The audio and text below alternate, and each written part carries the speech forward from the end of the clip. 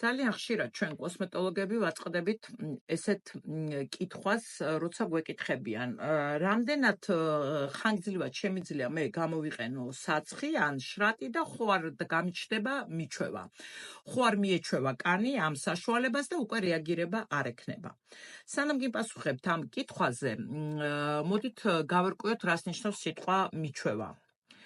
სამეცნიერო თვალსაზრისით სიტყვა მიჩვევა, ხო, მიჩვევა რაღაც საშუალებების მიმართ შეიძლება იყოს მაგალითად ჰორმონალურ პრეპარატებზე და ანტიბიოტიკებზე.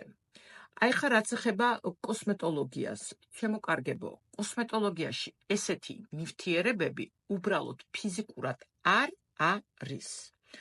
ამიტომაც მათი დაუშვათ საცხის შეწყვეტის გამოყენების შემთხვევაში ან პირიქით მისი ხანგრძლივი გამოყენების შემთხვევაში ჩვენ პრობლემა არ შეგვექნება, იმიტომ რომ მიჩვევა არ არსებობს.